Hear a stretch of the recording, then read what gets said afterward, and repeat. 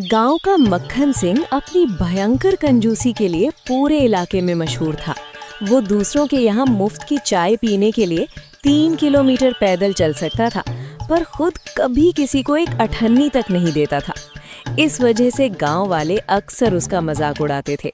अपनी इसी बेइज्जती का बदला लेने और गांव में अपना रौब जमाने के लिए मक्खन सिंह ने एक शातिर तरकीब निकाली। उसने शहर के सबसे बड़े करोड़पति बिजनेसमैन की शादी का एक आलीशान कार्ड कहीं से जुगाड़ा और उस पर अपना नाम लिखवा लिया। मक्खन सिंह गांव के चौराहे पर सबको कार्ड दिखाते हुए, अरे ओ सरपंच साहब, जरा अपनी आंखें बड़ी करके ये कार्ड देखिए। शहर के सबसे बड़े सेठ सिंघानिया ने मुझे अपनी बेटी की शादी में स्पेशल वीआईपी मेहमान के तौर पर बुलाया है। पूरे जिले से सिर्फ मुझे ही ये न्योता मिला है। सरपंच कार्ड को उलट पुलट कर देखते हुए बोला, अरे मक्खन, सेठ सिंघानिया तो अरबपति आदमी है। उसकी उठना बैठना तो मंत्रियों के साथ है। वो तुझ जैसे मक्खी चूस को क्यों बुलाएगा? कहीं तूने ये कार्ड किसी कबाड़ी की दुकान से तो नहीं उठाया? मक्खन सिंह रौब से बोला, सरपंच जी, आप मेरी पहुंच को नहीं जानते।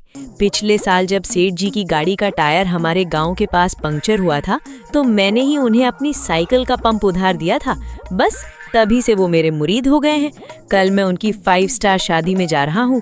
तुम गांव वाले बस यहाँ बैठकर ईर्ष्या करो। अगली शाम मक्खन सिंह ने अपना सबसे पुराना चमकीला सूट पहना और बिना बुलाए ही शहर के सबसे महंगे मैरिज हॉल के गेट पर पहुंच गया। वहां आलीशान सजावट और वीआईपी गाड़ियां देखकर उसकी आंखें फटी की फटी रह गई। गेट पर खड़े गार्ड्स ने जब उसका कड़क सूट देखा तो उन्होंने उसे सचमुच का बड़ा मेहमान समझकर अंदर जाने दिया। मक्खन सिंह सीधा खाने के स्टॉल की तरफ लपका। मक्खन सिंह मन में लार टपकाते हुए, वाह रे मक्खन, इसे कहते हैं किस्मत। शाही पनीर, मलाई कोफ्ता, रसमलाई, आज तो ऐसा ठूस ठूस कर खाऊंगा कि अगले 3 दिन तक घर में चूल्हा जलाने की जरूरत ही न पड़े। पैसे वसूल।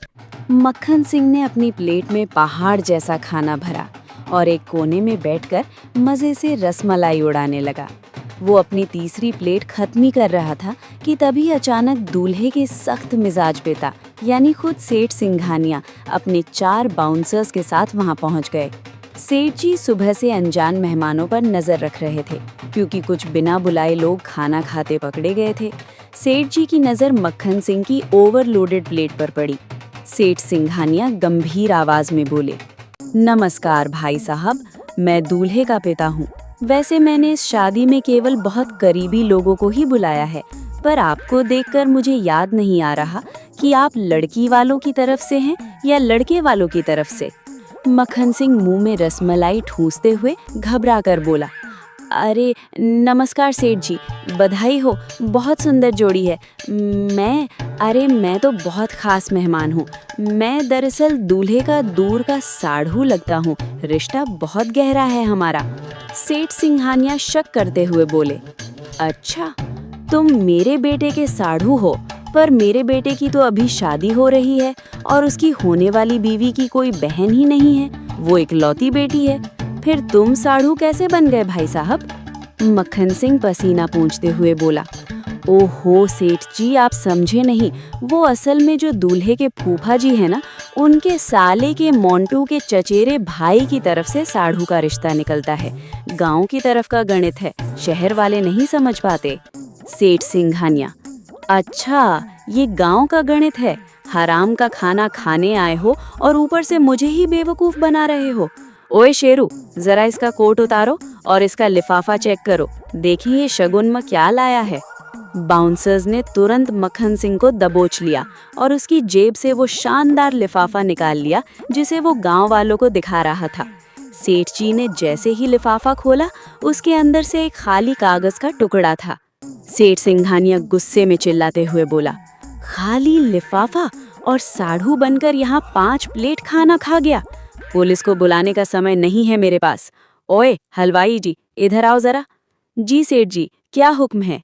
सेठ जी बोले, ये जो नकली साढ़ू साहब है ना, इन्हें सीधे रसोई के पीछे तबेले में ले जाओ। जितने पैसे का इसने खाना ठूसा है, उतने पैसे के बराबर इनसे कढ़ाइयाँ और गंदे बर्तन साफ करवाओ। एक भी बर्तन गंदा रहा तो इसे रात भर यहीं बंद रखना। मक्खन सिंह का सारा वीआईपी रौब हवा हो गया। हलवाई उसे घसीटते हुए बर्तनों के बड़े से ढेर के पास ले गया, जहां सुबह से सैकड़ों मेहमानों के खाए हुए गंदे बर्तन पड़े थे। मक्खन सिंह का कीमती सूट खराब हो चुका था और वो रोते रोते साबुन से कढ़ाइयाँ मांजने लगा। अगली सुबह वो थका हारा गंदे कपड़ों में वापस गांव के चौराहे पर पहुंचा। वहां सरपंच और गांव वाले उसका इंतजार कर रहे थे। सरपंच बोला, अरे मक्खन सिंह, आ गए शहर की 5 स्टार शादी से, बड़े थके हुए लग रहे हो। सुनाओ, सेठ सिंघानिया ने वीआईपी मेहमान का कैसा स्वागत किया, क्या क्या खाया वहाँ? मक्खन सिंह कमर पकड़कर कराहते हुए बोला, अरे सरपंच साहब मत पूछो, स्वागत तो ऐसा हुआ कि जिंदगी भर याद रहेगा। सेठ जी ने मुझे खुद अपने हाथों से स्पेशल काम सौंपा था। सरपंच बोला, अच्छा, ऐसा कौन सा बड़ा काम दे दिया सेठ जी ने तुम्हें? मक्खन नकली रौब से बोला, उन्होंने कहा कि मक्खन भाई, तुम्हारी जैसी चमक इस पूरे जिले में किसी के पास नहीं है। बस फिर क्या था, पूरी रात मैंने अकेले ही शादी की 60 बड़ी बड़ी कढ़ाइयों और 300 प्लेटों को ऐसा चमकाया कि सुबह तक दूल्हे को भी अपना चेहरा उनमें दिखने लगा। सरपंच बोला, अच्छा, इसका मतलब तुम वहाँ वीआईपी मेहमान बनकर नहीं, बर्तन मांजने वाले नौकर बनकर गए थे। वाह रे मक्खन, मुफ्त की रसमलाई बहुत महंगी पड़ गई। मक्खन सिंह रोते हुए अपने कान पकड़कर बोला, चुप हो जाओ सरपंच जी, अब इस गांव में कोई शादी का नाम भी मत लेना। आज के बाद मैं सिर्फ अपने घर की सूखी रोटी खाऊंगा, पर किसी करोड़पति का साढ़ू बनने कभी नहीं जाऊंगा।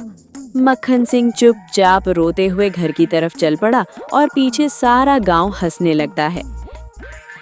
ये कहानी आपको कैसी लगी कमेंट करके ज़रूर बताएं और चैनल को सब्सक्राइब करना मत भूलिए।